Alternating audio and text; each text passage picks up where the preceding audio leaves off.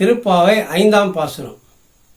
மாயனை மண்ணு வடமதுரை மைந்தனை தூய பெருநீர் யமுனை துறைவனை ஆயர் குலத்தினில் தோன்றும் அணிவிளக்கை தாயை குடல் விளக்கம் செய்த தாமோதரனை தூயமாய் வந்து நம் தூமலர் தூவி தொழுது வாயினார் பாடி மனத்தினார் சிந்திக்க போய பிழையும் பூதருவான் நின்றளவும் தீயினால் தூசாகும் செப்பேடோர் எம்பாவாய்.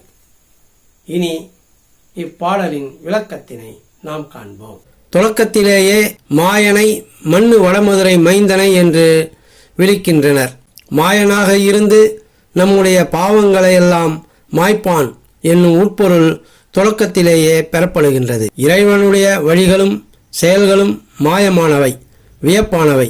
நேயனாக விளங்குகின்ற மாயன் நல்வழி காட்டும் நாயகன் என்பதனை முதற் சொல்லிலேயே குறிப்பிட்டுள்ள ஆட்சியர் மண்ணு வடமதுரை மைந்தன் என்று மேலும் கூறுகின்றனர்.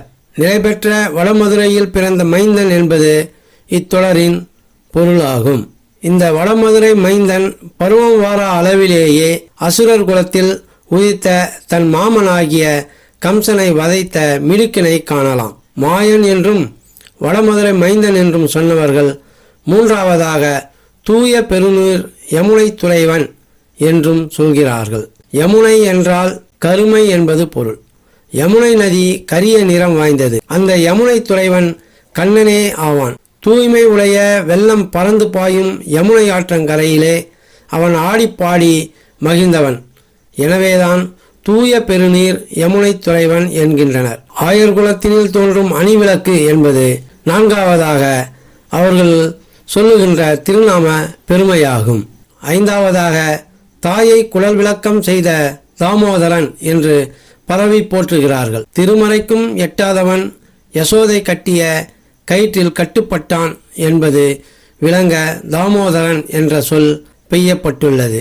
கயிற்றுத் தழும்பை வயிற்றில் உடையவன் என்னும் விளக்கத்தினை உள்ளடக்கி நிற்கும் சொல்லே தாமோதரன் என்பது. யசோதை கட்டிய கயிற்றால் தன் வயிற்றில் தழும்பு ஏற்பட கண்ணன் ஆயர்பாடியில் வதிந்தான் என்பது கண்ணனுடைய பாலசரீதம் ஆகும். நாட்காலே நீராடி தூயவர்களாய் வந்ததனை தூய மலர்கள் தூவி தொழுததனையும் வாயினால் பாடி மனத்தினால் சிந்தித்ததனையும் எடுத்து சொல்கிறார்கள். இவ்வாறு அகம் தூய்மையோடு அன்பு செலுத்தினால் ஏற்கனவே செய்த பிழைகளும் இனிமேல் ஏற்படக்கூடிய பிழைகளும் தீயினில் பஞ்சு போல தீந்து விடும் என்று சொல்கிறார்கள்.